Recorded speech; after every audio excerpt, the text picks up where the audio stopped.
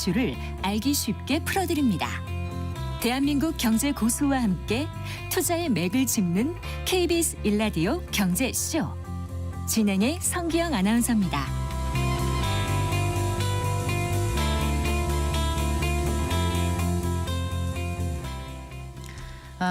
65세 이상 인구가 전체 인구의 그 20% 이상인 경우 초고령 사회라고 하죠. 지난해 말 우리나라가 이제 초고령 사회 시대, 초고령화 시대에 진입한 그 상황에서 만 60세 그 정년이 지난 뒤에도 고령 노동자를 고용해야 하는 건 이제 국가 성장은 물론이고 또 기업 그리고 개인의 소득을 위해서도 이제 필수 불가결한 요소가 되고 있습니다. 이렇다 보니까 이제 고령자의 계속 고용 문제에 대한 관심이 커지고 있는데요. 문제는 이 고용의 형태를 놓고 의견이 갈린다는 점입니다. 그러니까 안정적인 노후를 위해서는 법적 정년이 연장돼야 된다 이런 주장이 있는 반면에 현재 정년을 그대로 둔 상태에서 퇴직 후 재고용 형태를 활성화해야 한다 이런 의견 나오고 있던데요. 고령자의 계속 고용에 관한 문제 오늘 자세히 짚어보겠습니다. 윤동열 건국대학교 경영학과 교수 스튜디오에 모셨습니다. 반갑습니다. 네, 반갑습니다. 안녕하세요. 정말 이 60세 이상 고령자의 계속 고용 문제가 본격적으로 이제 수면 위에 떠오를 수밖에 없습니다. 벌써 우리나라가 이제 초고령화 사회에 진입했지 않았습니까? 네. 그래서 어떻게 보면은 너무 늦었다. 그렇죠. 이 논의 자체가 이런 얘기도 많습니다. 이 사안의 중요성, 긴급성에 대해서 교수님께서 좀 설명을 해주세요. 예, 뭐 아시다시피 2024년 기준으로 했을 때도 실제 55세부터 64세에 대한 고령자에 대한 경제활동 참가율이 71.6%예요. 그러니까요. 역대 최고치 갱신했습니다. 사실 그리고 이들의 또 근로희망 연령도 73.3세입니다. 네. 예. 이런 부분 같은 경우는 영향은 사실 초고령사에 이미 우리가 진입을 했잖아요. 그러다 보니까 생산 가능 인구도 감소하게 되고 또 최근에 또 이 정년 연장하고 맞물리는 이슈 같은 경우는 네. 국민연금 수급 연령에 대한 부분하고 네. 또 법정 정년의 불일치로 인한 소득 공백에 대한 이슈까지도 발생하고 있었죠. 네.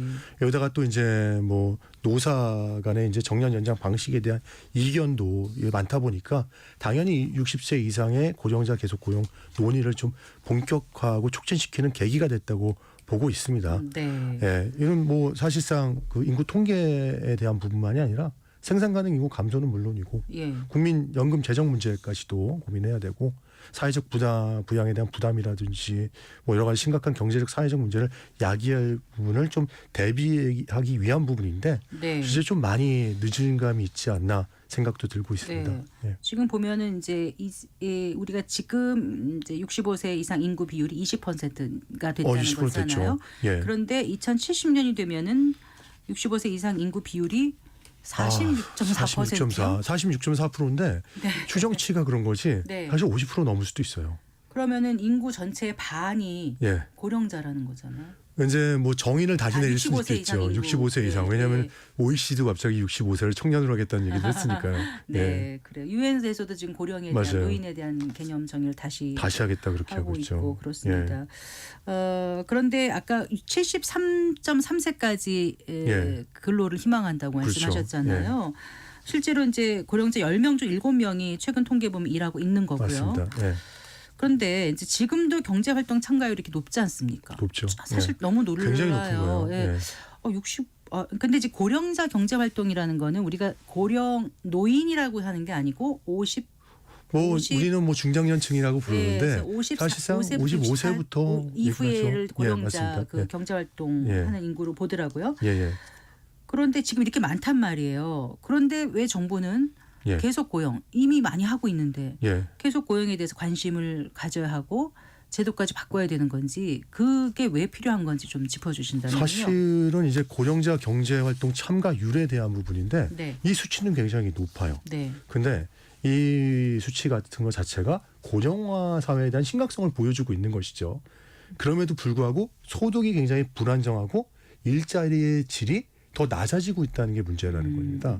그러다 보니까 정부는 이제 적극적인 개입을 해야 되고 또 책임 있는 활동을 하겠다는 이제 부분을 좀 시사하고 있다고 볼 수 있을 것이고요. 네. 또 어떻게 보면 이제 단순하게 이제 더 많은 고령자가 일하는 게 중요한 게 아니고 이 일하는 사람들의 노후를 좀 더 보장하고 또 지속 가능한 사회를 만들기 위해서 종합적인 노력이 필요한 시점이라고 볼 수가 있을 것 같아요. 네. 제일 중요한 거는 이제 아마 소득 공백 문제라고 볼 수 있을 것 같아요. 예. 지금 실제 법적 정년이 60세잖아요. 근데 이게 63세 뭐 이제 국민연금 수급 개시 연령이 63세인데 네. 2033년 65세까지 늘려놨단 말이에요. 네, 맞아요. 그럼 이제 고령자가 퇴직하고 나서 60세 지금까지만 해도 벌써 그렇죠. 3년이나 차이 나고 맞아요. 33년 이후에는 5년 동안에 5년이에요. 소득 공백이 있다는 말씀이신 거죠. 아까 앵커님께서 말씀하셨다시피 진짜 문제가 뭐냐면은 이 높은 경제 활동 참가율이 네. 생계 유지를 위한 불가피한 선택일 가능성이 제일 높다는 거죠. 그러니까 말씀하신 게 아까 높은 고령자 경제활동 네. 참가율이 고령화 사회의 심각성을 보여준다는 표현이 그 뜻이었군요. 그렇죠. 그러니까. 왜냐하면 우리가 조사했을 때 60세 이상 고령자 중에서 왜 일을 하냐고 물어봤어요. 네. 그랬더니 50.4%가 네. 경제적인 이유로 일을 하고 있다고 얘기했다는 네. 것이죠. 그러니까 경제적 이유가 아니면은 이 일을 안 할 수도 있는 분들이 많은데 분들이 많다는 거죠, 어쨌든 사실요. 일자리 네, 뛰어든 네. 거는 어쨌든 생계를 위해서 하는 거고 내가 네. 아니면 날 돌볼 사람이 없다 아니면 국가에서 나온 돈이 없다 이렇게 예를 느끼는 분들이 들어서 많죠. 제가 11월 달에 지난 11월 달에 OECD를 다녀왔었어요. 아, 그러세요? 네, 네. 파리를 갔다 왔는데 네. 파리에도 이제 이와 같은 여러 가지 이슈들이 많이 발생하고 있겠죠. 프랑스 같은 경우도. 근데 사실 노인들은 일하고 싶어 하지 않거든요. 고령자들은요. 예. 놀 수 있으면 좀 예, 즐기고 예, 싶죠. 예. 그리고 간단한 일 좀 마음에 예, 들 때 하고 싶고 좀 예. 그럴 것 같기도 해요. 예. 네. 그렇지만 우리는 이 소득 공백을 메꿀 수 있는 그런 조치를 국민연금이 충분히 못하고 있기 때문에 이런 부분도 있다고 볼 수 네. 있어요. 근데 소득 공백을 메꾸기 위해서 일을 하더라도 일자리의 질도 중요하지 않겠습니까? 그럼 굉장히 중요하죠. 예. 우리나라는 OECD 국가 중에서 가장 노인 빈곤율이 높은 국가입니다. 이걸 해결해야 되거든요. 사실 네. 이러기 위해서는 좀 그 노인 고용에 대한 이제 뭐 고령층에 대한 근로 조건을 개선을 유도하는 그런 방식이라든지 네. 정부 지원책들도 좀 체계적으로 지원이 돼야 될 수밖에 없지 않을까 네. 생각이 듭니다. 예. 그래서 교수님 말씀하신 것처럼 일자리의 질 개선이라든가 이런 상황을 이제 방치할 수는 없고 예, 예. 또 고령자 계속 고용은 필요하다. 그렇죠. 이 점에 대해서는 사회적으로 어느 정도 이제 공감대 이런 공감되죠. 거는 이제 있는 것 같아요. 예. 이게 나의 문제가 아니라 부모님의 문제 또 나의 그렇죠. 미래의 문제가 될 수 있고 예, 예. 자녀들의 미래 문제 아닙니까? 예, 예. 그래서 이제 지난해부터 경제사회노동위원회에서 정부 뭐 기업 또 저기 노동계 다 모여서 논의를 하고 있는 예, 예. 걸로 알고 있는데 좀 어디까지 논의가 진행돼 있습니까? 사실 이 논의 자체는 이제 경사노위하고 같이 논의를 해야 되는 네. 부분이기도 한데 저는 이제 경사노위에서 이 인구구조 변화 대응 계속고용위원회에 들어가 있지는 않아요. 아, 네. 저는 이행점검위원회에 들어가 아, 있거든요. 이행점검에 계세요. 네, 근데 사실 그런 부분에 이슈도 포함이 될 수도 있겠죠. 네. 그렇지만 여기 이제 권기섭 위원장님이 얼마 전에 취임하셨잖아요. 네. 저도 좀 대화도 같이 나눴고 네. 여러 가지 이슈를 했는데 얼마 전에 좀 이 입장을 좀 얘기를 들어봤어요. 그랬더니 법정 정년을 연장하는 것은 이제 어떻게 보면은 청년 채용이라든지 네. 기업 경쟁력 제고 등의 이제 사회 경제적인 측면에서 좀 바로 그냥 아무런 조치 없이 연장하는 건 좀 무책임한 방법이 될 수 있다, 방식이 될 수 있다. 본인도 이렇게 얘기를 하셨고. 아, 경산노 위원장께서 예, 예, 아, 예. 예. 그리고 정년 연장 등 계속 고용이 정치적 이슈로 확장될 경우에는 또 다시 정년 60세를 우리가 했을 때처럼 네. 또 시행착오를 반복할 수 있을 거라고 보고 있어요. 아. 그렇기 때문에 실제 이제 이런 노사 합의가 지속적으로 이루어지고 이런 부분에 대한 논의가 좀 확대되고 최소한의 공익위원회 권고안이라도 4월까지는 나올 수 있도록 최선을 다하겠다는 얘기를 언론에서도 했고 저하고 개인적으로 사담할 때도 얘기한 적이 있었습니다. 네. 그런데 지금 위원장님 말씀으로는 어쨌든 어떤 특별한 조치 없이 법정 정년을 연장하는 것은 반대한다는 입장이시니까. 그렇죠. 그러신 그러니까 어느 거죠? 정도 준비를 하겠다는 얘기겠죠. 그 부분에 대한 것들은요. 예. 네. 근데 이제 이게 문제죠 또. 왜냐하면 노사 간의 합의점을 찾아야 되고 협의가 이루어져야 되는데 네. 그 부분이 지금 난항을 겪고 있다는 겁니다. 예. 네. 지금 노사간이라고 말씀하셨는데 결국 예. 기업 측과 이제 그 노동계 측의 그렇죠. 입장이 다르다는 거잖아요. 예, 예. 당연히 이제 노동계 쪽에서는 정년 연장해 달라. 아, 그렇죠. 당연해. 네. 저 네, 같아서 정년 연장되면 좋을 것 그렇죠. 같거든요. 그렇죠. 예. 근데 또 경영계는 여러 가지 이유로 그거는 좀 어렵다. 할 수 있는 방안은 정년 후 재고용이다. 이렇게 그렇죠. 얘기하고 있는 건가요? 예, 맞습니다. 예. 아까 말씀 주신 것처럼 노동계 같은 경우는 이제 국민연금 수급 개시 연령에 맞춰서 네. 65세로 상향 조정하자. 네. 근데 이걸 좀 그렇다고 해서 바로는 아니지만 단계적으로 하자는 거예요. 근데 네. 단계적으로 하는 방식이 조금 다른 건 있어요. 왜냐하면은 일단은 이제 정년 이후에 발생한 소득 공백을 해소하고 또 고령자에 대해서도 이제 소득 안정성을 위해서는 이 조치가 반드시 필요하다. 네. 여기엔 동의를 합니다. 근데 대기업이나 공공기관을 우선적으로 하고 네. 중소기업을 단계적으로 나중에 하자는 의견이 있었어요. 네. 그러니까 이 부분이 이제 정년 연장을 통해서 기존 직장에서 안정적으로 일할 수 있는 권리를 보장받아야 하는데 네. 이게 저는 이제 이 생각은 조금 다른 게 중소기업이 먼저 좀 이런 부분들이 보완이 돼야 된다고 생각을 하고 있거든요. 그래서 이런 의견이 있었고 네. 경영계 같은 경우는 또 반대 의견이죠. 법적 정년 연장은 반대를 해요, 사실은요. 근데 그 정년 연장은 동의를 하지만 네. 실제 일률적인 법적 뭐 정년 연장은 반대하고 있죠. 네. 이 뭐 근본적인 원인은 네. 기업의 재정적인 부담이라고 볼 수가 네. 있을 것이고요. 그래서 좀 유연하게 접근했으면 좋겠다 이런 그렇죠, 생각인 그렇죠. 거죠. 예, 네. 예. 그리고 뭐 청년 고용 감소 문제라든지 뭐 연금급에 대한 임금 체계 문제점도 좀 네. 개선해야 된다. 네. 이런 얘기들을 나오는 그런 거 없이 거죠. 무작정 정년 연장해서는 기업의 부담이 크니까 맞습니다. 예. 어렵다 이런 입장일 예. 것 같습니다. 근데 아까 이제 국민연금 말씀하셨는데 예, 그 법정 퇴직 연령은 지금도 60세이고 그쵸. 그런데 국민연금은 이제 63세 이제 좀 몇 년 지나면 65세부터 65세가 수령할 되죠. 수 있어서 소득 공백이 생기는 소득 크레바스가 정말 심각하다는 지적이 나오고 있거든요. 사실 네. 소득 공백하면 그냥 그 정도로 이렇게 받아들였는데 크레바스 하면 이게 등산할 때 이렇게 갑자기 탁 끊겨서 밑으로 맞습니다. 쑥 빠지는 예. 그런 거 아니에요? 그걸 예. 생각하면 아찔하다는 생각이 들어요. 그렇죠. 예. 네. 그래서 그런 지적이 나오고 있기 때문에 계속 고용 문제를 얘기를 할 때는 이 국민연금 이 문제가 해결되지 않고서는 이게 논의가 진척이 될 수 있을까 이 생각이 들거든요. 진척이 될 수 없죠. 사실 종합적인 부분이고 통합적으로 판단을 해야 돼요. 네, 왜냐하면 국민연금 수급 개시 연령을 늦추는 것과 함께 네, 수급액을 좀 현실화하는 제도 개혁도 병행이 돼야 돼요. 수급액. 예. 네, 왜냐하면 지금 수급액 갖고는 생활하기가 어렵습니다. 네, 그러니까 일본이라든지 이제 유럽 국가 같은 경우는 지금 네. 원래 생산 가능 연령대 네. 벌었던 금액이 한 70%까지는 저희가 국민연금이라든지 사적연금까지 해서 그런 보장받고 있는데 소득 대체율이요. 그렇죠. 네. 소득 대체율이죠. 근데 이 부분도 있고 또 다른 부분은 저소득층 고령자에 대한 지원에 대한 부분들도 좀 필요하다는 것이죠.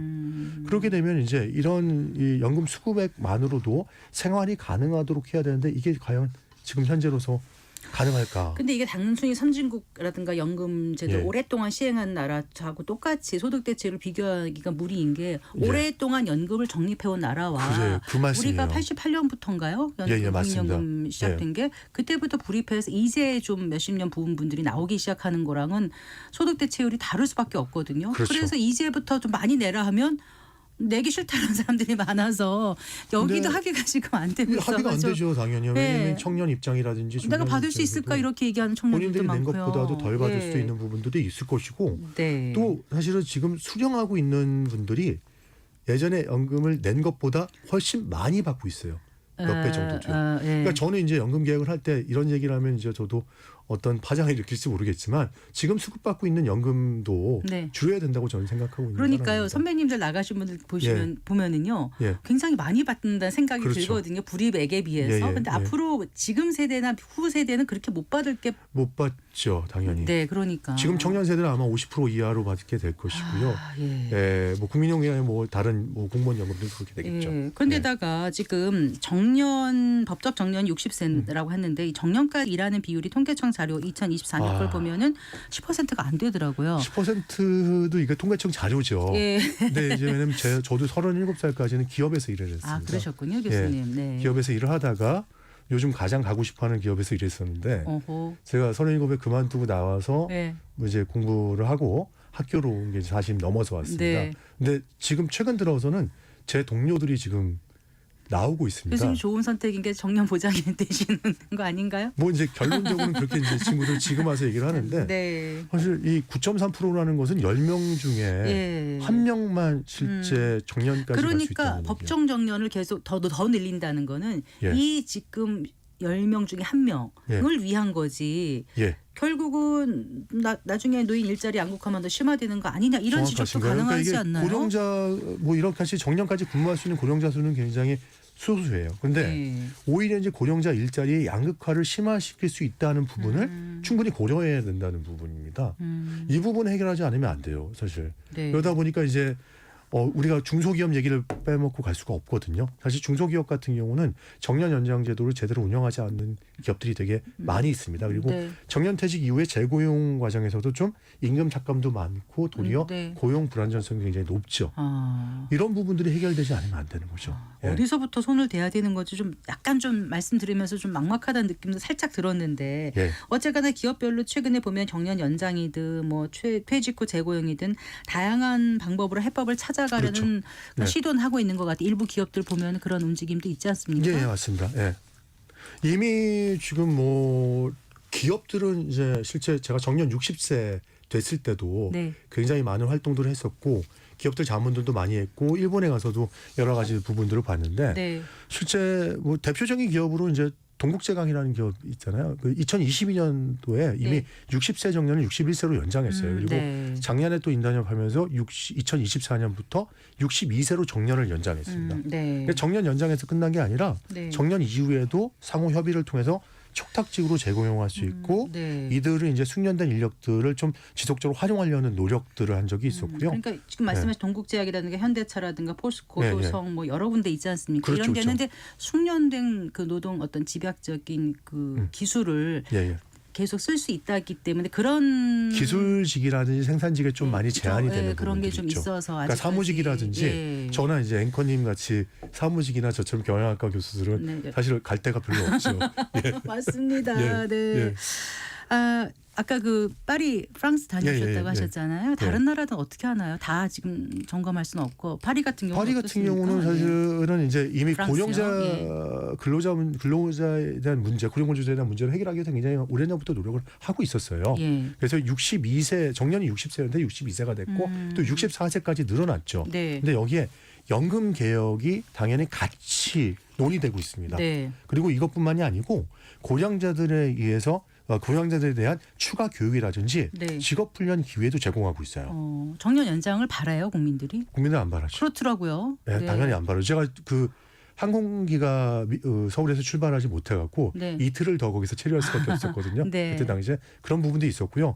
또 제가 도쿄 아까 나고야하고 도쿄를 좀 다녀왔었거든요. 얼마 전에. 일본. 네. 일본도요. 일본도 예. 마찬가지로 우리가 경산오유에서 지금 생각하고 있는 게 예. 일본 모델하고 가장 가까울 수가 있을 것 같아요. 네. 왜냐하면 기업별 노사 교섭 체계라든지 네. 노동법이라든지 이런 것들 우리나라에서 굉장히 유사하거든요. 네. 근데 여기는 1994년부터 정년 60세로 벌써 올렸고 네. 2000년에 65세까지 고용 확보 조치했고 2021년에 70세까지 고용 확보를 노력을 의무화하라고 했죠. 법 네. 제한 안 했지만. 네. 그래서 이런 부분이 있는데 정년 연장과 정년 폐지, 재고용 세 가지 선택지를 주고 이 중에서 기업들이 자율적으로 선택할 수 있도록 했습니다. 네. 예.